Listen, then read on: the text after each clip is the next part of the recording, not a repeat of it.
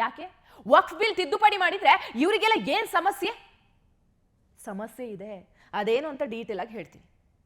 ಭಾರತದಲ್ಲಿ ಸುಮಾರು 9 ಲಕ್ಷ ಹೆಕ್ಟೇರ್ ವಕ್ಫ್ ಪ್ರಾಪರ್ಟಿ ಇದೆ. ಅದರಲ್ಲಿ 15% ಅಶ್ರಫ್ ಮುಸಲ್ಮಾನರು ಅಕ್ರಮವಾಗಿ ಕಬ್ಜಾ ಮಾಡ್ಕೊಂಡಿದ್ದಾರೆ.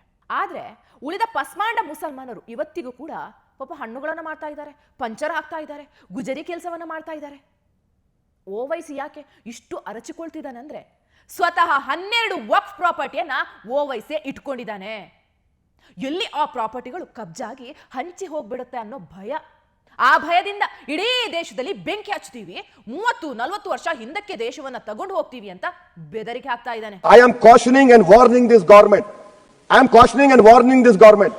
If you bring and make a waqf law in the present form, which will be violation of Article 25, 26 and 14, it will lead to social instability in this country. It has been rejected by the entire Muslim community. No waqf property will be left. Nothing will be left, I say. You want this country to take back into 80s and early 90s? It will be your responsibility. Because as a proud Indian Muslim, I will not lose an inch of my masjid. Forget about a masjid. I will not lose an inch of my dargah. I will not allow that. We will no more say and come and give a diplomatic talk over here. This is the house which I have to stand up and say honestly that my community, which you are proud Indians, it is my property, not given by anyone.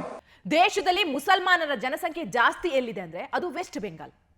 Didi ನಾಡಿನಲ್ಲಿ ಭಾರತದ ಅತಿ ಹೆಚ್ಚು ವಕ್ಫ್ ಜಾಗ ಕೂಡ West ಬೆಂಗಾಲ್ನಲ್ಲೇ ಇದೆ.